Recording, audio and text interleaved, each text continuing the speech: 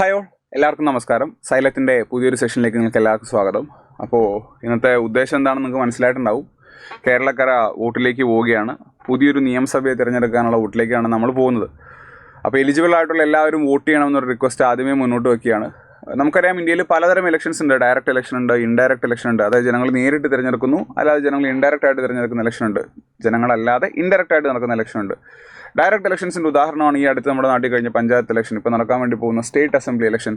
Indirect ഇലക്ഷൻസിൻ്റെ ജനങ്ങൾ നേരിട്ട് തിരഞ്ഞെടുക്കാത്തതിൻ്റെ ചില ഉദാഹരണങ്ങളാണ് രാജ്യസഭ ഇലക്ഷൻ, ഇന്ത്യൻ പ്രസിഡന്റിൻ്റെ, അതുപോലെ വൈസ് പ്രസിഡന്റ്, ഉപരാഷ്ട്രപതിയുടെ തിരഞ്ഞെടുപ്പ് എന്നൊക്കെ പറയുന്നത്. അപ്പോൾ ജനങ്ങൾ നേരിട്ട് തിരഞ്ഞെടുക്കുന്ന ഒരു സ്റ്റേറ്റ് അസംബ്ലി ഇലക്ഷനാണ് കേരളം ഉൾപ്പെടുന്ന ചില സംസ്ഥാനങ്ങളിൽ നടക്കാനായിട്ട് പോകുന്നത്. കേരളത്തിൽ നമുക്കറിയാം, നമ്മുടെ നിയമസഭയിൽ 140 സീറ്റുകളാണുള്ളത്.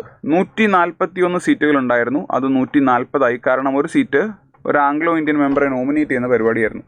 അപ്പോൾ എൻ്റെ ഒരു ചോദ്യം ഇതാണ്: ആംഗ്ലോ ഇന്ത്യൻ മെമ്പറെ നോമിനേറ്റ് ചെയ്യുന്ന പരിപാടി തുടങ്ങിയത് ഏത് വർഷമാണ്? അത് നിർത്തലാക്കിയത് ഏത് വർഷമാണ്? ഏത് കോൺസ്റ്റിറ്റ്യൂഷണൽ അമെൻമെൻറ്റ് ആക്ട്, ഭരണഘടനാ ഭേദഗതി പ്രകാരമാണ് ഈ ആംഗ്ലോ ഇന്ത്യൻ മെമ്പറിൻ്റെ നോമിനേഷൻ ഇല്ലാതെയായത്? അതുകൊണ്ടാണ് കേരളത്തിൽ ഇപ്പോൾ 140 MLA-മാരുള്ളത്. അപ്പോൾ ഇതിൽ എത്ര സീറ്റ് കിട്ടിയാലാണ് ഒരു പാർട്ടിക്ക് ഭരണത്തിലേക്ക് വരാനായിട്ട് സാധിക്കുക? കേരളത്തിൽ ഇപ്പോൾ ഉള്ള 3 പ്രധാനപ്പെട്ട മുന്നണികൾ എന്ന് പറയുന്നത് ഒന്ന് LDF, UDF, പിന്നെ NDA. അപ്പോൾ ഇതിൽ ആരായിരിക്കും ഭരണത്തിലേക്ക് വരാനായിട്ട് പോകുന്നത്? അപ്പോൾ ആദ്യമേ തന്നെ ഞാൻ നിങ്ങൾക്കൊരു ടാസ്ക് തരാം. ആര് ഭരണത്തിലേക്ക് വരും എന്നുള്ളത് ചോദിക്കുമ്പോൾ പാർട്ടിയുടെ പേര് മാത്രം പറഞ്ഞാൽ പോരാ, നിങ്ങളുടെ അഭിപ്രായം മാർക്ക് ചെയ്താൽ മതി. എത്ര സീറ്റ് ഒന്ന് കൃത്യമായിട്ട് പ്രെഡിക്റ്റ് ചെയ്യാൻ പറ്റുമെന്ന് നോക്കൊരു രസമല്ലേ? അതായത് LDF ഇത്ര, UDF ഇത്ര, NDA ഇത്ര. ഏറ്റവും കറക്റ്റായിട്ട് പ്രെഡിക്റ്റ് ചെയ്യുന്നവർക്ക്, നിങ്ങൾ പറയുന്ന പ്രഡിക്ഷൻ കറക്റ്റ് ആണെങ്കിൽ നിങ്ങൾക്ക് ഒരു ഗിഫ്റ്റ് തരാം എന്ന് ഞാൻ പറയും. ഗിഫ്റ്റ് ഒന്നും ഉണ്ടാവില്ല, എന്നാലും ഒന്ന് പ്രെഡിക്റ്റ് ചെയ്യാനായിട്ട് ശ്രമിക്കുക. അപ്പോൾ നമുക്ക് ഈ ഒരു കോണ്ടെക്സ്റ്റിൽ നമ്മുടെ പരീക്ഷയ്ക്ക് ചോദിക്കുന്ന മജോറിറ്റീസിനെ പറ്റി പഠിക്കാം. ടൈപ്സ് ഓഫ് മജോറിറ്റീസ്, അതായത് ഇന്ത്യൻ പാർലമെൻറ്റിൽ എന്തൊക്കെ തരം മെജോറിറ്റികളാണുള്ളത്, എന്തൊക്കെ തരം ഭൂരിപക്ഷങ്ങളാണുള്ളത്. അപ്പോൾ ഇന്ത്യൻ പാർലമെൻറ്റ് എന്ന് പറയുമ്പോൾ നമുക്കറിയാം, അതിൻ്റെ നേരെ സ്റ്റേറ്റിലേക്ക് എടുത്തു കഴിഞ്ഞാൽ സംസ്ഥാന നിയമസഭ, അല്ലെങ്കിൽ കർണാടക ഉൾപ്പെടുന്ന 6 സംസ്ഥാനങ്ങളിൽ നിയമസഭ, നിയമസമിതി എന്നൊരു സെറ്റപ്പ് ഉണ്ട്. കേരളത്തിലേക്ക് വരുമ്പോൾ അത് ബൈക്യാമറലിസം എന്നൊരു കോൺസെപ്റ്റ്, അല്ലെങ്കിൽ ദ്വിമണ്ഡല സഭകളില്ല. അതുകൊണ്ട് കേരളത്തിൽ ലെജിസ്ലേറ്റീവ് അസംബ്ലി, നിയമസഭ മാത്രമേ ഉള്ളൂ. അപ്പോൾ സെയിം ഭൂരിപക്ഷമാണ് സംസ്ഥാനങ്ങളിലും വരുന്നത്. ഇതിലേതാണ് നമുക്ക് ഒരു ഇലക്ഷൻ ജയിക്കാൻ ആവശ്യമായിട്ടുള്ളതെന്നും പരീക്ഷയ്ക്ക് സ്ഥിരം ചോദിക്കുന്ന ഈ 4 ഭൂരിപക്ഷങ്ങളും നമുക്ക് പഠിക്കാം. ഒന്നാമത്തേതാണ് ലളിതമായിട്ടുള്ള ഭൂരിപക്ഷം. ലളിതമാണ് കിട്ടാൻ, ഓർത്താൽ മതി. ഏറ്റവും സിമ്പിളാണ് കിട്ടാൻ, അതുകൊണ്ട് തന്നെ സിമ്പിൾ മെജോറിറ്റി എന്ന് വിളിക്കുന്നു എന്ന് ഓർത്താൽ മതി. രണ്ടാമത്തേത് കേവല ഭൂരിപക്ഷം. കേവല ഭൂരിപക്ഷം എന്നാൽ അബ്സല്യൂട്ട് മെജോറിറ്റി. എന്താ സാധനം എന്ന് പഠിക്കാം. മൂന്നാമത്തേത് ഫലപ്രദമായിട്ടുള്ള ഭൂരിപക്ഷം. ഇഫക്റ്റീവ് മെജോറിറ്റിയാണ് ഫലപ്രദമായിട്ടുള്ള ഭൂരിപക്ഷം. ഓക്കെ. നാലാമത്തേത് പ്രത്യേക ഭൂരിപക്ഷം, സ്പെഷ്യൽ മെജോറിറ്റി. അപ്പോൾ ഇന്ത്യൻ ഭരണഘടനയിൽ ഇങ്ങനെ എടുത്ത് പറഞ്ഞിട്ടുണ്ട് എന്നല്ല പറയുന്നത്. ഇന്ത്യൻ ഭരണഘടനയിൽ ഇത്ര വോട്ട് കിട്ടിക്കഴിഞ്ഞാൽ, ഇത്ര പേരുടെ വോട്ട് കിട്ടിക്കഴിഞ്ഞാൽ ഈ സാധനം പാസ്സാവുമെന്ന് പറയും. അങ്ങനെ കിട്ടുന്ന വോട്ടുകളെയാണ് നമ്മൾ 4ആയിട്ട് കാറ്റഗറൈസ് ചെയ്തിട്ടുള്ളത്. Simple majority, absolute majority, special majority, effective majority. ഈ 4 നമുക്ക് ഡീറ്റെയിൽ ആയിട്ട് പഠിക്കാം. ഇത് ഏതൊക്കെ സാഹചര്യത്തിലാണ് ഉപയോഗിക്കുന്നത് എന്ന് പഠിക്കാം. അപ്പോൾ സിമ്പിൾ മെജോറിറ്റി എന്ന് പറയുമ്പോഴേ മനസ്സിലാക്കുക, അത് കിട്ടാൻ ഭയങ്കര സിമ്പിളാണ്. അതങ്ങനെ ഓർത്താൽ മതി. കിട്ടാൻ ഭയങ്കര സിമ്പിളാണ്. കിട്ടാൻ ഏറ്റവും എളുപ്പമുള്ള മെജോറിറ്റിയാണ് സിമ്പിൾ മെജോറിറ്റി. എന്താണത് ഒന്ന് കേട്ടെ.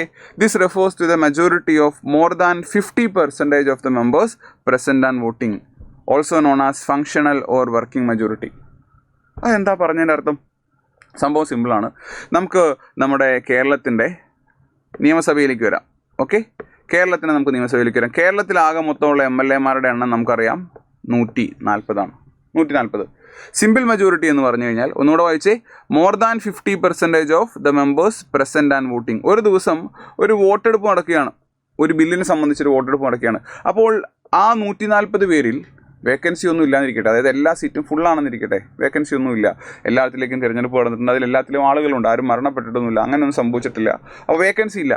ഈ 140 പേരിൽ അന്നത്തെ ദിവസം പ്രസൻ്റ് ആയിട്ടുള്ള ആളുകളെ നമുക്ക് എടുക്കാം. അന്നത്തെ ദിവസം പ്രസൻ്റ് ആയിട്ടുള്ളത് സപ്പോസ് 120 പേരായിരിക്കും. വന്നവരെല്ലാവരും വോട്ട് ചെയ്യണമെന്നുണ്ടോ? ഇല്ല. ചില പാർട്ടികൾ ആ ബില്ലിൽ ഞങ്ങൾ വോട്ട് ചെയ്യുന്നില്ല എന്ന് തീരുമാനിക്കാം. വന്നു, ഞങ്ങൾ വോട്ട് ചെയ്യുന്നില്ല, ഞങ്ങൾ അബ്സ്റ്റെയിൻ ചെയ്യുന്നു, ഞങ്ങൾ വോട്ട് ചെയ്യാതെ മാറി നിൽക്കുന്നു. അപ്പോൾ വോട്ട് ചെയ്യുന്ന ആളുകളുടെ എണ്ണം എന്ന് പറയുമ്പോൾ വീണ്ടും കുറയും. സപ്പോസ് അത് 100 ആയിരിക്കും. സിമ്പിൾ മെജോറിറ്റി എന്നാൽ more than 50% of the members who are present and voting. ആകെയുള്ള അംഗങ്ങളിൽ വേക്കൻസി ഇല്ലാന്നിരിക്കട്ടെ, വേക്കൻസി ഉണ്ടെങ്കിൽ അത് കുറയ്ക്കുന്നു. എന്നിട്ട് ആബ്സെൻ്റ് ആയിട്ടുള്ള അംഗങ്ങളെ കുറയ്ക്കുന്നു, വരുന്ന അംഗങ്ങളെ മാത്രം എടുക്കുന്നു. വന്നാൽ മാത്രം പറ്റുമോ? വന്നിട്ട് വോട്ട് ചെയ്യണം. അപ്പോൾ ഇങ്ങനെ കുറഞ്ഞ് 100 വന്നു. അതിൻ്റെ 50% എന്ന് പറയുമ്പോൾ 100/2 50 + 1 51 പേരുടെ വോട്ടാണ് ഇവിടെ നമുക്ക് ആവശ്യമായിട്ട് വരുന്നത്. അപ്പോൾ ആബ്സെൻ്റ് ആയിട്ടുള്ള ആളുകളുടെ എണ്ണം കൂടിക്കഴിഞ്ഞാൽ, വോട്ട് ചെയ്യാത്ത ആളുകളുടെ എണ്ണം കൂടിക്കഴിഞ്ഞാൽ ഈ ആവശ്യമുള്ള മജോറിറ്റിയുടെ എണ്ണം ശരിക്കും കുറയും. അതുകൊണ്ടാണ് പറയുന്നത് ചിലപ്പോൾ പ്രതിപക്ഷമൊക്കെ ഇറങ്ങിപ്പോയി എന്ന് പറഞ്ഞിട്ടും ബില്ലുകൾ പാസ്സാവുന്നുണ്ട്, വളരെ എളുപ്പത്തിൽ ബില്ലുകൾ പാസ്സാവുന്നുണ്ട്. കാരണം എന്താണെന്നറിയോ? ഇത് കിട്ടാൻ ഭയങ്കര എളുപ്പമാണ്. നമ്മുടെ പാർലമെൻറ്റിൽ, നമ്മുടെ നിയമസഭയിൽ ഏറ്റവും കൂടുതലായിട്ട് ഉപയോഗിക്കപ്പെടുന്ന മജോറിറ്റി എന്ന് പറയുന്നത് സിമ്പിൾ മജോറിറ്റിയാണ്. പലപ്പോഴും നിങ്ങൾ വിചാരിച്ചിട്ടുണ്ടാവും എന്തുകൊണ്ടാണ് ഈ സാധനം നടക്കുന്നത്, ആളുകൾ ഇറങ്ങിപ്പോയിട്ടും കുറച്ച് അംഗങ്ങൾ മാത്രം ഉണ്ടായിരുന്നിട്ടും എന്തുകൊണ്ടാണ് ഈ ബില്ലുകൾ പാസ്സാവുന്നത്? കുറച്ച് അംഗങ്ങളെന്ന് പറയുമ്പോൾ ഞാനൊരു ഉദാഹരണം പറയാം. ലോകസഭയും രാജ്യസഭയൊക്കെ ചിലപ്പോൾ നോക്കുമ്പോൾ ഒരു 10 സീറ്റ് എം ടി ആണ്, പിന്നൊരാൾ, പിന്നെ ഒരു 10 സീറ്റ് എം ടി ആണ്, പിന്നൊരാൾ, അങ്ങനെ ഇരുന്നിട്ടും ചർച്ചകൾ വരുന്നുണ്ട്, ബില്ലുകൾ പാസ്സാവുന്നുണ്ട്. കാരണം ലോകസഭയാകട്ടെ, രാജ്യസഭയാകട്ടെ, സംസ്ഥാന നിയമസഭയാകട്ടെ മീറ്റ് ചെയ്യാനായിട്ട് അവർക്ക് വേണ്ട മിനിമം സ്ട്രെങ്ത്തിനെയാണ് നമ്മൾ ക്വോറം എന്ന് പറയുന്നത്. എന്താണ് quorum? The minimum strength needed for a session. ലോകസഭയാകട്ടെ, രാജ്യസഭയാകട്ടെ, സംസ്ഥാന നിയമസഭയാകട്ടെ, അവരുടെ ആകെ മൊത്തം സ്ട്രെങ്ത് എത്രയാണോ, എത്ര പേരാണുള്ളത്, അതിൻ്റെ ഇത്ര % ക്വോറം എന്ന് പറയുന്നത്. ഇത് നമ്മുടെ ഒരു പ്രീവിയസ് ഇയർ ക്വസ്റ്റ്യൻ ആണ്. ഉത്തരം പറയുക. What is the quorum required for Lok Sabha session, അല്ലെങ്കിൽ രാജ്യസഭ സെഷൻ, അല്ലെങ്കിൽ സ്റ്റേറ്റ് അസംബ്ലി സെഷൻ? ഉത്തരം പറയണേ. ഓക്കെ, അപ്പോൾ ശ്രദ്ധിച്ചോളുക. നേരെ ലോക്സഭയിലേക്ക് ഒരു ഉദാഹരണം വെച്ച് പറയാം. ലോക്സഭയുടെ പ്രസന്റ് സ്ട്രെങ്ത്, ഇപ്പോഴത്തെ ലോക്സഭയുടെ പ്രസന്റ് സ്ട്രെങ്ത് 543 അതിൽ 43 പേര് അന്നത്തെ ദിവസം വന്നില്ല. അപ്പോൾ വന്നവർ 500 വന്നതിൽ 100 പേര് വോട്ട് ചെയ്തില്ല. ദേ അബ്സ്റ്റെയിൻ ഫ്രം വോട്ടിംഗ്. അവർക്ക് ആ വിഷയത്തിൽ വോട്ട് ചെയ്യാൻ താല്പര്യമില്ല. അപ്പോൾ ഉള്ളത് 400. അപ്പോൾ നമ്മുടെ സിമ്പിൾ മെജോറിറ്റി എന്ന് പറഞ്ഞു കഴിഞ്ഞാൽ 400/2 + 1 മോർ ദാൻ 50%. 400/2 എന്ന് പറയുമ്പോൾ 200 + 1 എന്ന് പറയുമ്പോൾ 201 വീണ്ടും പറയട്ടെ, സിമ്പിൾ മെജോറിറ്റിയാണ് കിട്ടാൻ ഏറ്റവും എളുപ്പമുള്ളത്. ഏറ്റവും ഫ്രീക്വൻ്റ് ആയിട്ട് ഉപയോഗിക്കപ്പെടുന്ന ഇതാണെന്ന് ഞാൻ പറഞ്ഞല്ലോ. ക്ലാസ്സിൽ നമ്മൾ പഠിക്കും, ടൈപ്സ് ഓഫ് ബിൽസിൽ നമ്മൾ പഠിക്കും. ഓർഡിനറി ബില്ലുണ്ട്, മണി ബില്ലുണ്ട്, കോൺസ്റ്റിറ്റ്യൂഷണൽ അമെൻമെൻറ്റ് ബില്ലുണ്ട്, ഫിനാൻഷ്യൽ ബില്ലിൽ തന്നെ കാറ്റഗറി 1ഉം കാറ്റഗറി 2 ഉണ്ട്. ഇതൊക്കെ നമ്മൾ പഠിക്കും. ഏറ്റവും കൂടുതലായിട്ട് ഉപയോഗിക്കപ്പെടുന്ന സാധാരണ ബില്ലുകൾ ഓർഡിനറി ബില്ലുകൾ. സുഹൃത്തെ, ഓർഡിനറി ബില്ലിന് നമുക്ക് വേണ്ടത് സിമ്പിൾ മെജോറിറ്റിയാണ്. കേന്ദ്രത്തിൽ ലോകസഭയും രാജ്യസഭയും സിമ്പിൾ മെജോറിറ്റിയിൽ പാസ്സാക്കി പ്രസിഡന്റ് ഒപ്പിടണം. ഇപ്പോൾ കേരളത്തിലേക്ക് വന്നാൽ നിയമസഭ സിമ്പിൾ മെജോറിറ്റിയിൽ പാസ്സാക്കിയിട്ട് ഗവർണർ ഒപ്പിടണം. അപ്പോൾ ഇന്ത്യൻ പാർലമെൻറ്റിൽ അല്ലെങ്കിൽ ഒരു സംസ്ഥാന നിയമസഭയിൽ ഏറ്റവും കൂടുതൽ ഉപയോഗിക്കപ്പെടുന്നത് സിമ്പിൾ മെജോറിറ്റിയാണ്. Simple majority. ചില ഉദാഹരണങ്ങൾ പറയാം. 1, ഓർഡിനറി ബില്ല് പാസ്സാക്കാൻ, മണി ബില്ല് പാസ്സാക്കാൻ. 2, വൈസ് പ്രസിഡന്റ് എന്ന് പറയുന്ന വ്യക്തി, ഉപരാഷ്ട്രപതി എങ്ങനെ പുറത്താക്കാം? നമ്മൾ നേരത്തെ പഠിച്ചിട്ടുണ്ട്. ഉപരാഷ്ട്രപതിയെ പുറത്താക്കാനായിട്ട് നമുക്ക് രാജ്യസഭയിൽ വേണ്ട മെജോറിറ്റി വിളിക്കുന്നത് എഫക്റ്റീവ് മെജോറിറ്റി എന്നാണ്. നമുക്ക് ലോക്സഭയിലേക്ക് വരാം. ലോകസഭയിൽ നമുക്ക് വേണ്ടത് സിമ്പിൾ മെജോറിറ്റിയാണ്. അപ്പോൾ നിങ്ങൾക്കൊരു സംശയം, എന്താ എഫക്റ്റീവ് മെജോറിറ്റി? ഞാൻ ഇന്നത്തെ വീഡിയോയിൽ പറഞ്ഞുതരാം കേട്ടോ. കുറച്ചുകൂടെ മുന്നോട്ട് പോട്ടെ. എന്താ എഫക്റ്റീവ് മെജോറിറ്റി എന്ന് പറഞ്ഞുതരാം. 3, to declare a state emergency. President ഭരണം. കുറച്ചു കാലം മുന്നേ നമ്മൾ പഠിച്ചു, മണിപ്പൂരിൽ പ്രസിഡന്റ് ഭരണം വന്നിരുന്നു. ഇപ്പോൾ അത് മാറിയിട്ടോ, പുതിയ മുഖ്യമന്ത്രിയൊക്കെ വന്നു. അങ്ങനെ പ്രസിഡന്റ് ഭരണം വന്നപ്പോൾ അത് തീരുമാനിക്കുന്ന ആരാണ്? പ്രസിഡൻ്റാണെന്ന് പറഞ്ഞു കഴിഞ്ഞാലും പാർലമെൻറ്റിനാണ് അതിൻ്റെ തീരുമാനം എടുക്കാൻ അധികാരമുള്ളത്. കാരണം ഇന്ത്യ ഒരു പാർലമെൻ്ററി ജനാധിപത്യമാണ്. പ്രസിഡൻഷ്യൽ ഡെമോക്രസി എന്ന് പറയുന്ന, അല്ലെങ്കിൽ US പോലെ ഒരു പ്രസിഡൻഷ്യൽ സിസ്റ്റം അല്ല ഇന്ത്യ ഫോളോ ചെയ്യുന്നത്. അപ്പോൾ മനസ്സിലാക്കുക, ഒരു സ്റ്റേറ്റിൽ ഒരു പ്രസിഡന്റ് ഭരണം ഇമ്പോസ് ചെയ്യാൻ, അല്ലെങ്കിൽ ആ സ്റ്റേറ്റ് എമർജൻസി ഡിക്ലെയർ ചെയ്യാനായിട്ട് ആർട്ടിക്കിൾ 356 അതിന് വേണ്ടതും സിമ്പിൾ മെജോറിറ്റിയാണ്. അങ്ങനെ ഒട്ടുമിക്ക സാധനങ്ങൾക്കും നമ്മുടെ പാർലമെൻറ്റിൽ നമ്മൾ ഉപയോഗിക്കുന്നത്, അല്ലെങ്കിൽ സംസ്ഥാന നിയമസഭയിൽ ഉപയോഗിക്കുന്നത് simple majority. Simple majority, simple majority കിട്ടാൻ ഏറ്റവും എളുപ്പമാണ്, ലളിതമായിട്ടുള്ള ഭൂരിപക്ഷം. കഴിഞ്ഞല്ലോ, സിമ്പിൾ മെജോറിറ്റി കഴിഞ്ഞല്ലോ. അടുത്തതാണ് അബ്സല്യൂട്ട് മെജോറിറ്റി, കേവല ഭൂരിപക്ഷം. 5 വർഷം കൂടുമ്പോൾ സംസ്ഥാനങ്ങളിലും 5 വർഷം കൂടുമ്പോൾ ലോക്സഭയിലും നമ്മൾ കേട്ടുവരുന്നൊരു മെജോറിറ്റിയാണിത്. ആ 5 വർഷത്തിനിടയ്ക്ക് നമ്മൾ ഈ സാധനം അങ്ങനെ കേൾക്കാറില്ല. എന്താണ് ഈ 5 വർഷത്തിൽ മാത്രം കേട്ടുവരുന്ന കേവല ഭൂരിപക്ഷം എന്ന് പറഞ്ഞു കഴിഞ്ഞാൽ, it is the majority of more than 50% of the total membership of the house. അതായത് ഒരു സഭയുടെ ആകെ സ്ട്രെങ്ത്, കേരളത്തിലെ ആകെയുള്ള MLA-മാരുടെ എണ്ണം 140 അതിൽ എത്ര വേക്കൻസി ഉണ്ട് പ്രശ്നമല്ല, എത്ര പേര് ആബ്സെൻ്റ് ആണ് പ്രശ്നമല്ല, എത്ര പേര് വരുന്നുണ്ടോ, വോട്ട് ചെയ്യുന്നുണ്ടോ, ഇതൊന്നുമല്ല അവിടുത്തെ പ്രശ്നം. അവിടുത്തെ ടോട്ടൽ സ്ട്രെങ്ത് ആണ് അവിടുത്തെ കൺസേൺ.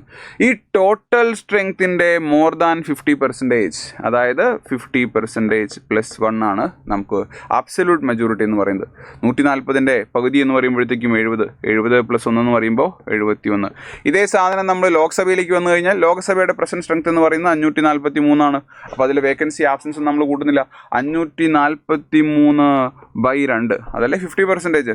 +1 എന്ന് പറയുമ്പോൾ നമുക്ക് 272 സീറ്റുകൾ ആവശ്യമാണ്. ഇതൊരിക്കലും ഒരു നോർമൽ സിറ്റുവേഷനിൽ നമ്മൾ ഉപയോഗിക്കാറില്ല. It is not generally used. പക്ഷേ എപ്പോഴാണ് നമ്മൾ ഉപയോഗിക്കുന്നത്? കേരളത്തിൽ ഇപ്പോൾ തിരഞ്ഞെടുപ്പ് നടക്കുകയാണ്.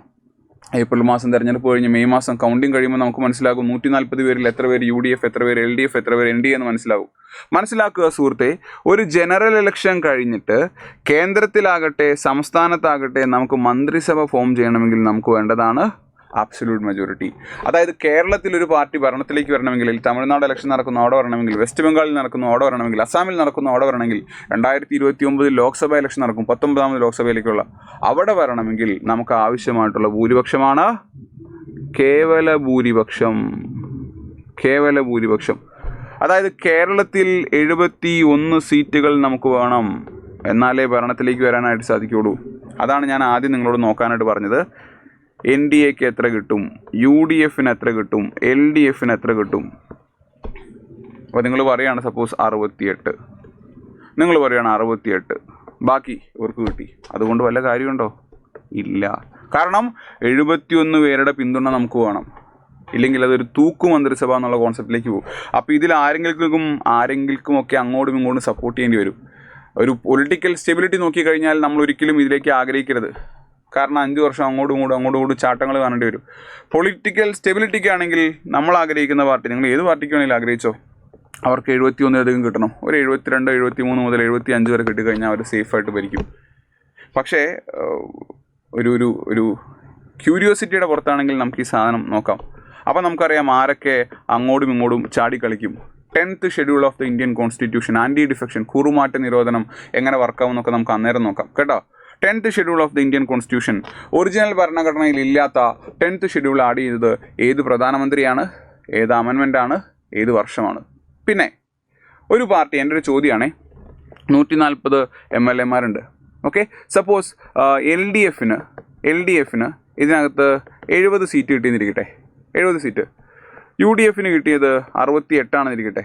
ഇതിൽ നിന്നും ഒരു 5 പേര് ഇങ്ങോട്ട് പോയി. LDFകാർക്ക് വിഷമം തോന്നരുത് കേട്ടോ, അല്ലെങ്കിൽ നേരെ തിരിച്ചു വിചാരിച്ചോളൂ, എങ്ങനെയാണെങ്കിലും കുഴപ്പമില്ല. ഇതിൽ നിന്നൊരു 5 പേര് ഇങ്ങോട്ട് പോയി, അത് ഡിഫെക്ഷൻ ആവുമോ? ഡിഫെക്ഷൻ ആകാതിരിക്കണമെങ്കിൽ എത്ര പേര് മിനിമം പോകണം? ഞാൻ പറയുന്നത് മനസ്സിലാവുന്നുണ്ടോ? കിട്ടിയ സീറ്റിൻ്റെ എത്ര ശതമാനം പോയാലാണ് അത് കൂറുമാറ്റം ആകാതിരിക്കുക? ഇതൊക്കെ നമ്മുടെ പ്രീവിയസ് ക്വസ്റ്റ്യൻ ആണ്. അതൊക്കെ പിന്നൊരു സെഷനിൽ പറയാൻ പോകുന്നതാണ്. ഉത്തരം അറിയാവുന്നവർ കമൻറ്റ് ചെയ്യുക. മുന്നോട്ട് പോകാം. അപ്പോൾ നമ്മൾ എന്ത് പഠിച്ചു? ലളിതമായിട്ടുള്ള, കിട്ടാൻ ഏറ്റവും എളുപ്പമായിട്ടുള്ള സിമ്പിൾ മെജോറിറ്റി പഠിച്ചു, അല്ലെങ്കിൽ കേവല ഭൂരിപക്ഷം അബ്സല്യൂട്ട് മെജോറിറ്റി പഠിച്ചു. അടുത്തതാണ് സുഹൃത്തെ ഇഫക്റ്റീവ് മെജോറിറ്റി.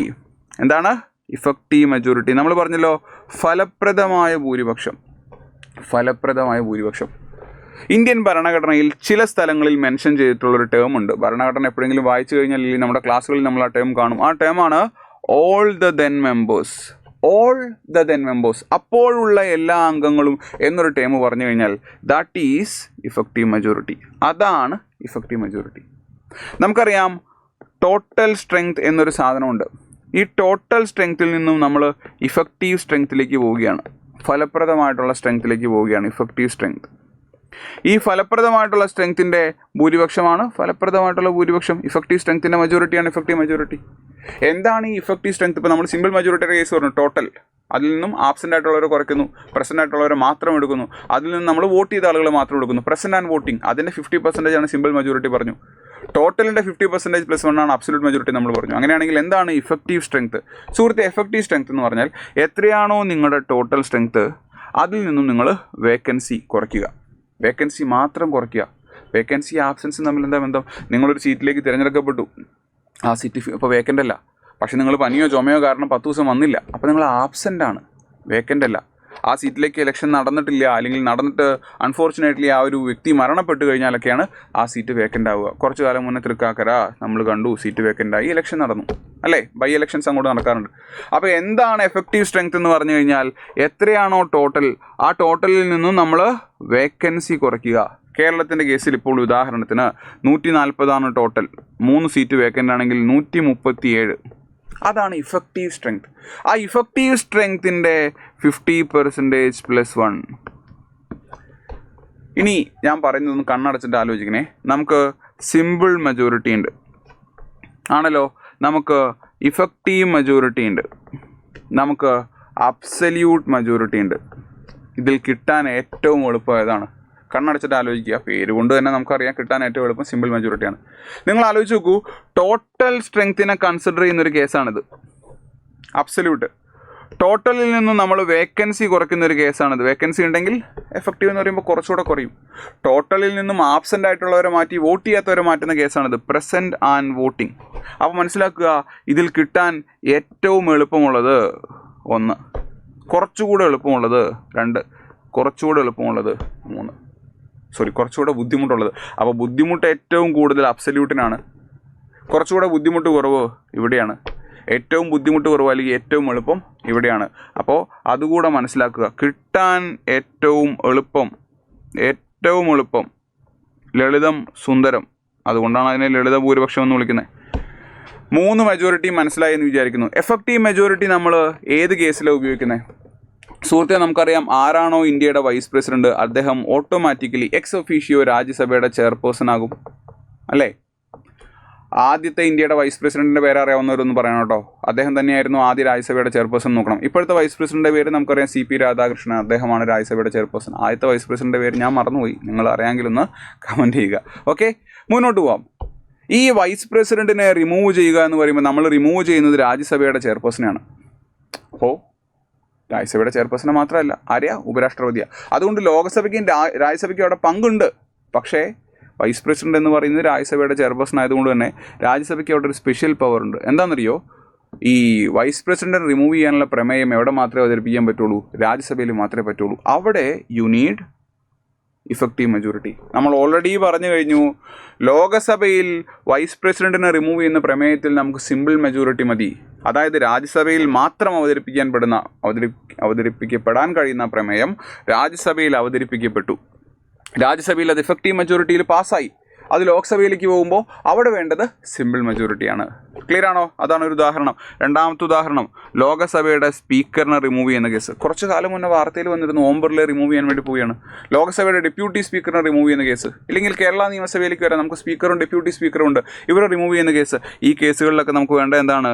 എഫക്റ്റീവ് മെജോറിറ്റിയാണ്. ഒരു ഉദാഹരണം പറഞ്ഞു കഴിഞ്ഞാൽ, ഇപ്പോഴത്തെ രാജ്യസഭയുടെ സ്ട്രെങ്ത് എന്ന് പറയുന്നത്, ഇപ്പോഴത്തെ രാജ്യസഭയെ നമ്മൾ ലോക്സഭയെ വിളിച്ച പോലെ സംസ്ഥാന നിയമസഭയെ വിളിച്ച പോലെ 18ാമത്തെ 15ാമത്തെ ഒന്നും വിളിക്കില്ല. കാരണം നമുക്കറിയാം Rajya Sabha is A continuous house. Rajya Sabha cannot be dissolved, അല്ലേ? ഓരോ 2 വർഷം കൂടുന്തോറും 1/3 മെമ്പേഴ്സ് തിരഞ്ഞെടുത്ത് റീപ്ലേസ് ചെയ്ത് പോകുന്ന ഒരു കണ്ടിന്യൂസ് ഹൗസാണ് രാജ്യസഭ എന്ന് പറയുന്നത്. ആ രാജ്യസഭയുടെ ഇപ്പോഴത്തെ സ്ട്രെങ്ത് എന്ന് പറയുന്നത് 245 ഈ 245-ൽ സപ്പോസ് അത്രയും വലിയ വേക്കൻസി ഒന്നും വരില്ല, എന്നാലും സപ്പോസ് എനിക്ക് പെർസെൻറ്റേജ് കാൽക്കുലേറ്റ് ചെയ്യാനുള്ള എളുപ്പത്തിന് വേണ്ടി 45 സീറ്റുകൾ വേക്കൻ്റ് ആണെന്നിരിക്കട്ടെ.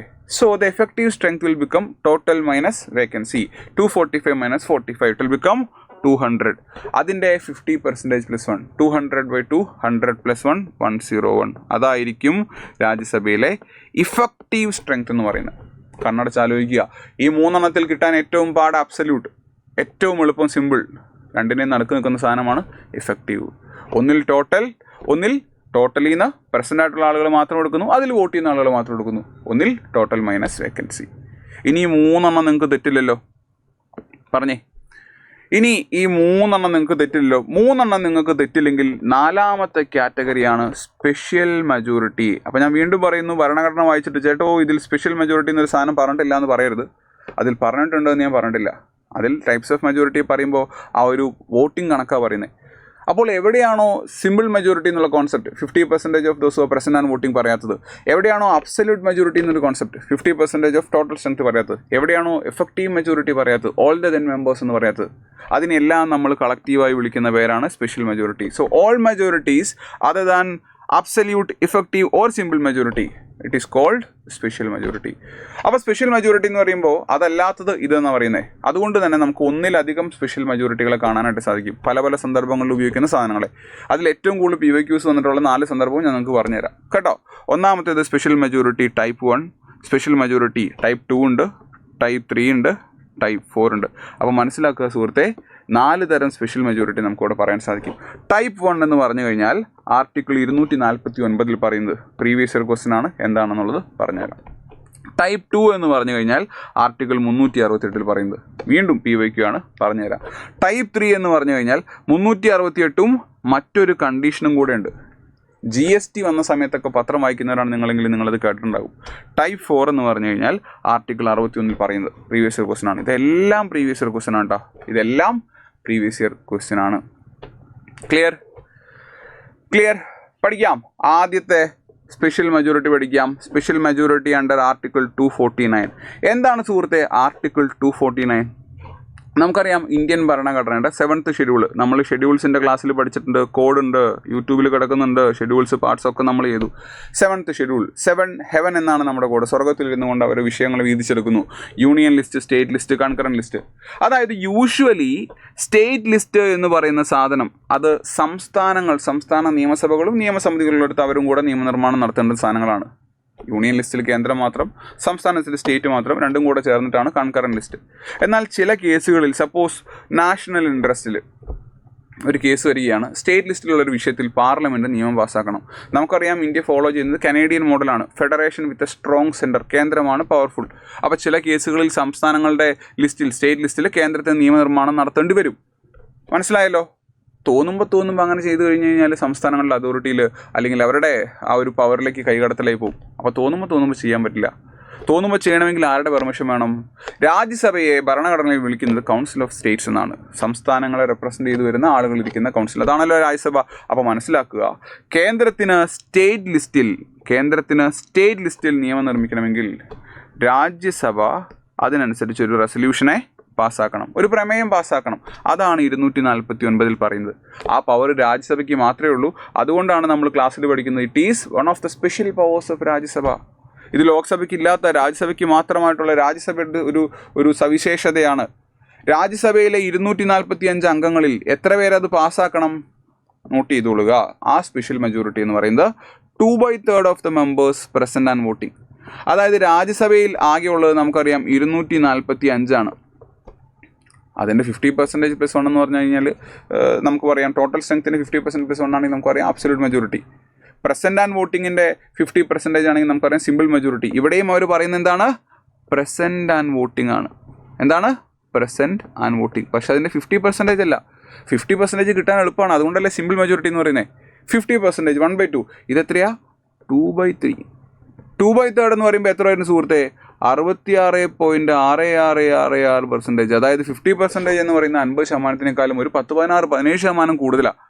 സോ ഇതൊരു സ്പെഷ്യൽ മെജോറിറ്റിയാണ്. പ്രസൻറ്റ് ആൻഡ് വോട്ടിങ്ങിൻ്റെ, പ്രസൻ്റായിട്ടുള്ള വോട്ട് ചെയ്യുന്ന ആളുകളുടെ 2/3 രാജ്യസഭയിൽ പാസ്സാക്കി കഴിഞ്ഞാൽ കേന്ദ്രത്തിന് സ്റ്റേറ്റ് ലിസ്റ്റിൽ നിയമനിർമ്മാണം നടത്താം. അതാണ് ആർട്ടിക്കിൾ 249.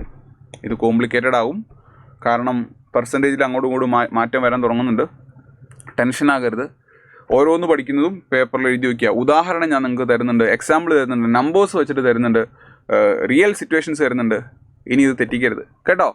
അടുത്തതിലേക്ക് നമുക്ക് പോകാം. Special majority as per article 368. Article 368 പലതവണ നമ്മളോട് ചോദിച്ചിട്ടുണ്ട്, ഇന്ത്യൻ ഭരണഘടനയുടെ ഏത് പാർട്ടിലാണ് ഇത് വരുന്നത്? ഉത്തരം അറിയാവുന്നവരൊന്ന് പറഞ്ഞേ, ഇന്ത്യൻ ഭരണഘടനയുടെ ഏത് ഭാഗത്താണ് ഇത് വരുന്നത്? ആർട്ടിക്കിൾ 368 എന്ന് പറഞ്ഞു കഴിഞ്ഞാൽ നമുക്കറിയാം എന്താണ്? പ്രധാനമായിട്ടും കോൺസ്റ്റിറ്റ്യൂഷണൽ അമെൻമെൻറ്റ് അല്ലേ? ഭരണഘടനാ ഭേദഗതി എങ്ങനെ നടത്താം, അതാണ് സുഹൃത്തെ ആർട്ടിക്കിൾ 368 പറയുന്നത്. അപ്പോൾ നിങ്ങൾക്ക് പാർട്സ് കിട്ടി കാണുമല്ലോ, ഏത് പാർട്ടാണെന്നുള്ള കിട്ടി കാണുമല്ലോ.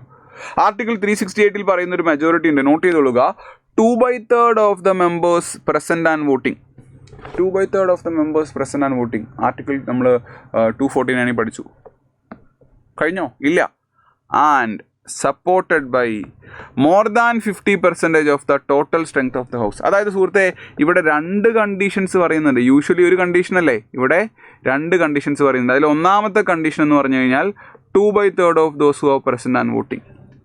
അതാണ് നമ്മൾ നേരത്തെ ആർട്ടിക്കിൾ 249 പഠിച്ചത്. പിന്നെ എന്താ? ഓർ അല്ലാട്ടോ, ആൻഡ് ആണ്. അത് മാത്രം പോരാ, ഇതും കൂടെ വേണം. എന്താണ്? 50% ഓഫ് ടോട്ടൽ. ക്ലിയർ ആണോ? 50% ഓഫ് ടോട്ടൽ. 50% ഓഫ് ടോട്ടൽ നമ്മൾ പഠിച്ചല്ലോ, അബ്സല്യൂട്ട് മെജോറിറ്റി. അപ്പോൾ അബ്സല്യൂട്ട് മെജോറിറ്റിയും വേണം, 2/3 of those who are present and വോട്ടിങ്ങും വേണം. അതായത് ഈ 2 കണ്ടീഷൻസും ഉണ്ടെങ്കിൽ മാത്രമേ നമുക്ക് ഭരണഘടനാ ഭേദഗതി നടത്താൻ സാധിക്കുകയുള്ളൂ. ഇന്ത്യൻ ഭരണഘടനയെ ഭേദഗതി ചെയ്യുക എന്നുള്ളത് ഇത്തിരി ബുദ്ധിമുട്ടുള്ള പരിപാടിയാണ്. അതുകൊണ്ട് നിങ്ങൾ നോക്കിക്കഴിഞ്ഞാൽ 106 തവണ മാത്രമേ നമ്മുടെ ഭരണഘടന ഇതുവരെ ഭേദഗതി ചെയ്യപ്പെട്ടിട്ടുള്ളൂ. അപ്പോൾ അത്യാവശ്യം ഫ്ലെക്സിബിളുമാണ്, എന്നാൽ അത്യാവശ്യം റിജിഡുമാണ്. ഭരണഘടനാ ഭേദഗതി ഒരു ഉദാഹരണമാണ്. കുറച്ച് കാലം മുന്നേ വാർത്ത വന്നിരുന്നു, കറണ്ട് അഫയേഴ്സ് ആണ്, നോട്ട് ചെയ്തോളുക. തമിഴ്നാട്ടിലെ ഹൈക്കോടതിയിലെ ജഡ്ജിനെ റിമൂവ് ചെയ്യണം. അതിന് മുന്നേ ഒരു വാർത്ത വന്നിരുന്നു, ഡൽഹി ഹൈക്കോടതിയിലെ ജഡ്ജിനെ റിമൂവ് ചെയ്യണം. ഇന്ത്യൻ ചരിത്രത്തിൽ ഇന്നേ വരെ ഒരു സുപ്രീം കോടതി ജഡ്ജോ ഹൈക്കോടതി ജഡ്ജോ റിമൂവ് ചെയ്യപ്പെട്ടിട്ടില്ല. കാരണം you need this majority, removal of Supreme Court judge, High Court judge. ക്യാഗിനെ article 148 comptroller and auditor general, chief election commissioner remove ചെയ്യുക. അങ്ങനെ പ്രധാനപ്പെട്ട കോൺസ്റ്റിറ്റ്യൂഷണൽ ബോഡീസിനെ റിമൂവ് ചെയ്യണമെങ്കിൽ നമുക്ക് എന്ത് വേണം? ഈ പറയുന്ന മെജോറിറ്റി വേണം. സുഹൃത്തെ, നിങ്ങൾ ആലോചിച്ച് നോക്കൂ, കണ്ടീഷൻ 2 മീറ്റ് ചെയ്ത് കഴിഞ്ഞാൽ you will be foaming the government. 50% of the total strength in Lok Sabha ഉണ്ടെങ്കിൽ, 50% of the total strength in സംസ്ഥാന നിയമസഭ ഉണ്ടെങ്കിൽ, അതായത് അബ്സല്യൂട്ട് മെജോറിറ്റി ഉണ്ടെങ്കിൽ നിങ്ങൾ ഭരണത്തിലേക്ക് വരും, അല്ലേ? അപ്പോൾ പ്രതിപക്ഷം തീരുമാനിക്കുകയാണ് ഇവരെ പുറത്താക്കാൻ പറ്റുമോ? പറ്റില്ല. കാരണം ഈ മെജോറിറ്റി ഉണ്ടെങ്കിൽ നിങ്ങൾ ഭരണപക്ഷത്തിരിക്കും. അപ്പോൾ ഇന്ത്യയിൽ ഇപ്പോൾ നടക്കുന്ന പല പുറത്താക്കൽ നടപടികളും, വൈസ് പ്രസിഡന്റിനെ പുറത്താക്കുക, സ്പീക്കറിനെ പുറത്താക്കുക, നാളെ പ്രസിഡന്റിനെ പുറത്താക്കുക എന്നൊക്കെ പറയുന്നത് ഒരു സിംബോളിക് പ്രൊട്ടസ്റ്റാണ്. കാരണം പുറത്താക്കാനുള്ള മെജോറിറ്റി അവർക്കുണ്ടെങ്കിൽ they could have formed the government. പ്രതിപക്ഷത്തിരിക്കുന്നതിന് പകരം ഭരണപക്ഷത്തിരിക്കുക. അപ്പോൾ ഇവരെ പുറത്താക്കണമെങ്കിൽ ഭരണപക്ഷം കൂടെ വിചാരിക്കണം. അതുകൊണ്ട് ഇവരാരും പുറത്താക്കപ്പെടില്ല. ക്ലിയർ ആണോ? ഒരു സിംബോളിക് പ്രൊട്ടസ്റ്റ് നടക്കും. ഇതേ ആർട്ടിക്കിൾ 368 കീഴിൽ വരുന്ന മറ്റൊരു കണ്ടീഷനാണ്, ഭരണഘടനാ ഭേദഗതി നടക്കുകയാണെന്നിരിക്കട്ടെ, കോൺസ്റ്റിറ്റ്യൂഷണൽ അമെൻമെൻറ്റ് നടക്കുകയാണ്, അത് ഇന്ത്യയുടെ ഫെഡറലിസത്തിനെ ബാധിക്കുന്നു എന്നിരിക്കട്ടെ. ഇന്ത്യയുടെ ഫെഡറലിസത്തിനെ ബാധിക്കുന്ന ഒരു ഉദാഹരണം ഞാൻ പറഞ്ഞുതരാം. GST കൊണ്ടുവന്നു, 101st കോൺസ്റ്റിറ്റ്യൂഷണൽ അമെൻമെൻറ്റ് ആക്ട്. ഭരണഘടനാ ഭേദഗതിയാണെന്ന് മാത്രമല്ല, സംസ്ഥാനങ്ങളുടെ ടാക്സ് പിരിക്കാനുള്ള അവകാശത്തിനെയും അത് ബാധിച്ചിരുന്നു. ഇന്ത്യയുടെ ഫെഡറൽ സ്ട്രക്ചറിനെ ബാധിച്ചിരുന്നു. ഫെഡറൽ സ്ട്രക്ചറിനെ ബാധിച്ചു കഴിഞ്ഞാൽ സംസ്ഥാനങ്ങൾ കൂടെ അംഗീകരിക്കണം. മറ്റൊരു ഉദാഹരണം ഞാൻ പറഞ്ഞുതരാം. NJAC, national judicial appointments commission. നമ്മുടെ ജുഡീഷ്യറി ക്യാൻസൽ ചെയ്ത് കഴിഞ്ഞ 99ാമത്തെ ഭരണഘടനാ ഭേദഗതി. അമെൻമെൻറ്റ് മാത്രമല്ല, ജുഡീഷ്യറിയിലേക്കുള്ള അപ്പോയിൻമെൻറ്റ്, ഹൈക്കോടതിയിലേക്കുള്ള അപ്പോയിൻമെൻറ്റിനെ അത് ബാധിക്കും. അപ്പോൾ അത് ഇന്ത്യയുടെ ഫെഡറൽ സ്ട്രക്ചറിനെ ബാധിക്കും. ഫെഡറൽ സ്ട്രക്ചറിനെ ബാധിച്ചു കഴിഞ്ഞാൽ ഫെഡറൽ സ്ട്രക്ചറിൻ്റെ ഭാഗമായിട്ടുള്ള സംസ്ഥാനങ്ങളുടെ പെർമിഷൻ വേണോ? എല്ലാ സംസ്ഥാനങ്ങളുടെ പെർമിഷൻ വേണോ? വേണ്ട. ഇന്ന് ഇന്ത്യയിൽ 28 സംസ്ഥാനങ്ങളാണ്, 28 സ്റ്റേറ്റ്സും 8 യൂണിയൻ ടെറിട്ടറീസുമാണ്. ഈ 28 സംസ്ഥാനങ്ങളിൽ 50% പേര് അംഗീകരിക്കണം, പകുതി ആളുകൾ അംഗീകരിച്ചാൽ മതി. അപ്പോൾ ശ്രദ്ധിക്കുക, ഇത് മറ്റൊരു സ്പെഷ്യൽ മെജോറിറ്റിയാണ്. ഇതിൽ എന്തൊക്കെ കണ്ടീഷനാണ് വേണ്ടത്? ഒന്ന്, 2/3 of the members present and voting. 2/3 of the members present and voting നമ്മൾ പഠിച്ചു. 249 നമ്മൾ അവസാനം പഠിച്ചു. നമ്മൾ ആർട്ടിക്കിൾ 368 നേരത്തെ അവസാനം പഠിച്ചു. അതിൻ്റെ കൂടെ and supported by more than 50% of the state legislatures by simple majority. Simple മെജോറിറ്റിയിൽ ലളിതമായിട്ടുള്ള ഭൂരിപക്ഷത്തിൽ ഈ 28ൽ പകുതിയിലധികം, അതായത് 15 സംസ്ഥാനങ്ങൾ അംഗീകരിക്കണം. അതായത് ഭരണഘടനാ ഭേദഗതി ഫെഡറൽ സ്ട്രക്ചറിനെ ബാധിക്കുകയാണെങ്കിൽ അങ്ങനെ ഒരു ഭരണഘടനാ ഭേദഗതി പാസ്സാക്കാനായി നിങ്ങൾക്ക് ഇന്ത്യയിലെ 15 സംസ്ഥാനങ്ങളിൽ ഭരണം വേണം, അല്ലെങ്കിൽ 15 സംസ്ഥാനങ്ങളിൽ നിങ്ങളുടെ നീക്കത്തിന് അനുകൂലിക്കുന്ന ഗവൺമെൻറ് ആയിരിക്കണം ഇരിക്കേണ്ടത്. അപ്പോൾ മാത്രമേ ഈ ഒരു സാധനം പാസ്സാക്കാൻ കഴിയുള്ളൂ. മനസ്സിലായോ? മനസ്സിലായി എന്ന് എനിക്കറിയാം, പക്ഷെ നിങ്ങൾക്ക് മാറിപ്പോകുന്നുണ്ടെന്ന് എനിക്കറിയാം. മനസ്സിലാവുന്നുണ്ട്, മാറിപ്പോകുന്നുണ്ട്. അതിനെന്ത് ചെയ്യണം? വേറെ ഒന്നും ചെയ്യണ്ട. ഇപ്പോൾ പറഞ്ഞ സാധനമല്ലേ, ഈ വീഡിയോ കാണുമ്പോൾ ഓരോ മെജോറിറ്റി നിർത്തിയിട്ട് പേപ്പറിൽ എഴുതുക. ഒരു A4 സൈസ് 4 നിങ്ങൾ മടക്കുക. അപ്പോൾ 4 സ്ഥലം കിട്ടില്ലേ? 4 2 മടക്കുക. 2 മടക്കുമ്പോൾ നിങ്ങൾക്ക് 4 സ്ഥലങ്ങൾ കിട്ടില്ലേ? ആ 4 സ്ഥലത്ത് ഈ പറഞ്ഞ ഉദാഹരണ സൈഡ് എഴുതി വയ്ക്കുക. എന്നിട്ട് അങ്ങോട്ടും ഇങ്ങോട്ടും ഒന്ന് വായിച്ചു നോക്കുക. സ്പെഷ്യൽ മെജോറിറ്റി 4 ടൈപ്പ് ഉണ്ട്. ഇത് പഠിക്കാൻ എളുപ്പമാണ്, കാണാതെ പഠിക്കരുത്, മനസ്സിലാക്കി തന്നെ പഠിക്കുക. സ്പെഷ്യൽ മെജോറിറ്റിയിലെ ഏറ്റവും അവസാനത്തെ കാറ്റഗറിയാണ് under article 61. What is article 61? Impeachment of Indian president. സുഹൃത്തെ, ഇംപീച്ച്മെൻറ്റ് എന്ന് പറയുന്ന ടേം ഇന്ത്യൻ പ്രസിഡന്റിന് വേണ്ടി മാത്രമേ ഉപയോഗിക്കാവൂ. പത്രത്തിലൊക്കെ കാണും ചീഫ് ഇലക്ഷൻ കമ്മീഷണറുടെ ഇംപീച്ച്മെൻറ്റ്, അല്ലെങ്കിൽ സുപ്രീം കോടതി ജഡ്ജിൻ്റെ ഇംപീച്ച്മെൻറ്റ്. ആ പ്രയോഗം ആക്ച്വലി തെറ്റാണ്. ഇംപീച്ച്മെൻറ്റ് എന്ന് പറയുന്നത് ആക്ച്വലി റിമൂവലാണ്. ആ വാക്ക് ഇംപീച്ച്മെൻറ്റ് എന്ന് പറയുമ്പോൾ അത് പ്രസിഡന്റിന് വേണ്ടി മാത്രമേ ഉപയോഗിക്കാൻ പറ്റുള്ളൂ. പക്ഷേ പരീക്ഷയ്ക്ക് നിങ്ങളോട് ചോദിക്കുകയാണ് ഇംപീച്ച്മെൻറ്റ് ഓഫ് വൈസ് പ്രസിഡന്റ് എന്ന് പറഞ്ഞു കഴിഞ്ഞാൽ പ്രയോഗം തെറ്റാണ് എന്ന് പറഞ്ഞിരിക്കരുത്. അവർ ഉദ്ദേശിക്കുന്നത് എന്താ? റിമൂവലാണ്. ഇന്ത്യയുടെ ചരിത്രത്തിൽ ഇന്നേ വരെ ഒരു പ്രസിഡന്റ് റിമൂവ് ചെയ്യപ്പെട്ടിട്ടില്ല. കാരണം എന്താ? എല്ലാ പ്രസിഡന്റുമാരും അടിപൊളിയായിട്ടും അല്ലെങ്കിൽ ആരോടും അഭിപ്രായ വ്യത്യാസം ഇല്ലാഞ്ഞിട്ടുമല്ല. It is very difficult to get that majority. അത് കിട്ടാൻ ബുദ്ധിമുട്ടാണ്. കാരണം എന്താണെന്നറിയോ? Under article 61 the majority needed is 2/3 of the total strength. ഇത്രയും നേരം നമ്മൾ പഠിച്ച 2/3 of those who are present and voting ആണ്. അതായത് ടോട്ടലിൽ നിന്നും വേക്കൻസി കുറച്ചു, ആബ്സെൻ്റ് ആയിട്ടുള്ളവരെ മാറ്റി നിർത്തി, വോട്ട് ചെയ്യാത്തവരെ മാറ്റി നിർത്തി, എന്നിട്ട് വരുന്ന ചെറിയ ഗ്രൂപ്പിൻ്റെ 2/3 വേണ്ടത്. പക്ഷേ when it comes to removing Indian president you need 2/3 of total strength. സുഹൃത്തെ, 50% + 1 ഓഫ് ടോട്ടൽ സ്ട്രെങ്ത് ഉണ്ടെങ്കിൽ, കേവല ഭൂരിപക്ഷം ഉണ്ടെങ്കിൽ ഭരണത്തിലേക്ക് വരാം, അല്ലേ? അതിൽ കൂടുതലാണ് ഇവിടെ പറഞ്ഞേക്കണം. 2/3 പറഞ്ഞേക്കണം, 66.67. അങ്ങനെ ഉണ്ടെങ്കിൽ ഭരണത്തിലിരിക്കുന്ന പാർട്ടി കൂടെ അംഗീകരിക്കാതെ പ്രസിഡന്റിനെ പുറത്താക്കാൻ പറ്റില്ല. നരേന്ദ്രമോദി ഗവൺമെൻറ് ദ്രൗപദി മുർമുവിനെ പുറത്താക്കുമോ? ഇല്ലെങ്കിൽ കോൺഗ്രസ് ഗവൺമെൻറ് അവരായിട്ട് കൊണ്ടുവന്ന പ്രസിഡന്റിനെ പുറത്താക്കുമോ? പറ്റില്ല. അതുകൊണ്ട് പ്രസിഡന്റിനെ പുറത്താക്കണം, വൈസ് പ്രസിഡന്റിനെ പുറത്താക്കണം എന്നൊക്കെ പറഞ്ഞു കഴിഞ്ഞാൽ മനസ്സിലാക്കുക, പ്രസിഡന്റിനെ പുറത്താക്കാൻ ആവശ്യമായിട്ടുള്ള സ്പെഷ്യൽ മെജോറിറ്റിയോ വൈസ് പ്രസിഡന്റിനെ പുറത്താക്കാൻ ആവശ്യമായിട്ടുള്ള എഫക്റ്റീവ് മെജോറിറ്റിയോ ഒന്നും പ്രതിപക്ഷത്തിന് കിട്ടില്ല. കാരണം എന്താ? അത്ര സീറ്റ് ഉണ്ടെങ്കിൽ അവർ പ്രതിപക്ഷത്തിരിക്കില്ല. അതുകൊണ്ട് ഇതെല്ലാം ഒരു സിംബോളിക് പ്രൊട്ടസ്റ്റ് ആയിരിക്കും. ലോകസഭയിൽ നിങ്ങൾ നോക്കുക, സ്പെഷ്യൽ മെജോറിറ്റി എന്ന് പറയുന്നത് 2/3 ഓഫ് ടോട്ടൽ സ്ട്രെങ്ത് 364 ആണ്. കിട്ടുമോ? ഭരണപക്ഷത്തിരിക്കുന്ന ആളുകൾക്ക് അത്രയില്ല. ഓക്കെ, രാജ്യസഭയിൽ അതെന്ന് പറയുന്നത് 245ൻ്റെ 2/3 ആണ്. അപ്പോൾ അത് 164 ആണ്. അത് കിട്ടാൻ ബുദ്ധിമുട്ടാണ്. അപ്പോൾ ഒരിക്കൽ കൂടെ ഓടിച്ചു പറയുന്നു, 4 തരം മെജോറിറ്റികളുണ്ട്. ഏതൊക്കെയാണ്? Simple majority, absolute majority, absolute majority, effective majority, 4 തരം സ്പെഷ്യൽ മെജോറിറ്റി. ക്ലിയർ ആണ് എന്ന് വിശ്വസിക്കുന്നു. ഓക്കെ, അപ്പോൾ ഇങ്ങനെ കാര്യങ്ങൾ ലളിതം സുന്ദരമായിട്ട് പഠിക്കാനായിട്ട് CGLൻ്റെ റെഗുലർ ബാച്ച് ഉണ്ടോ എന്ന് ചോദിക്കുന്നവരോട്, നമ്മൾ CGLൻ്റെ ടയർ 1 കഴിഞ്ഞ് കഴിഞ്ഞിട്ട് റെഗുലർ ബാച്ച് ആരംഭിക്കുകയുള്ളൂ. ഈ വരുന്ന ടയർ 1-ന് മെയ് അവസാനം ജൂൺ ആദ്യം വരുന്ന ടയർ 1-നാണ് നിങ്ങൾ പ്രിപ്പയർ ചെയ്യുന്നതെങ്കിൽ നിങ്ങൾക്ക് ഒന്നുകിൽ CGL ടയർ 1-ൻ്റെ ഈ പറയുന്ന ക്രാഷ് ബാച്ചിൽ ജോയിൻ ചെയ്യാം. അതിൽ നിങ്ങൾക്ക് റെക്കോർഡഡ് പ്ലസ് ലൈവ് ക്ലാസ്സുകളായിരിക്കും. GKയിലേക്ക് വരുമ്പോൾ റെക്കോർഡഡ് ക്ലാസ്സുകൾ കൃത്യമായി തന്ന് ഇത്രയും കാണാൻ പറയും. കൃത്യമായ ഇടവേളയിൽ കണ്ടിട്ട് വരും, നമ്മൾ റിവിഷൻ നടത്തും. അപ്പോൾ ക്ലാസ് പ്ലസ് റിവിഷൻ ആയിരിക്കും ഈ ഒരു ബാച്ചിൽ നമ്മൾ ഉദ്ദേശിക്കുന്നത്. ഈ നമ്പറിൽ വിളിച്ചിട്ട് നിങ്ങൾക്ക് ജോയിൻ ചെയ്യാം, അല്ലെങ്കിൽ സൈലത്തിൻ്റെ ആപ്ലിക്കേഷൻ വഴി നിങ്ങൾക്ക് ജോയിൻ ചെയ്യാം. ഫീസ് വരുന്നത് 1999 രൂപ. പരീക്ഷ കഴിയുന്നവരെയായിരിക്കും വാലിഡിറ്റി. ഇനി അങ്ങനെയല്ല, പ്രാക്ടീസ് മാത്രമാണ് നിങ്ങൾ ഉദ്ദേശിക്കുന്നത്, മാക്സിമം PYQs GKയിലേക്കൊക്കെ വരുമ്പോഴത്തേക്കും റിലവൻ്റ് ആയിട്ടുള്ള റിലേറ്റഡ് ആയിട്ടുള്ള പരീക്ഷയുള്ള PYQs കൂടെ ഉൾപ്പെടുത്താം.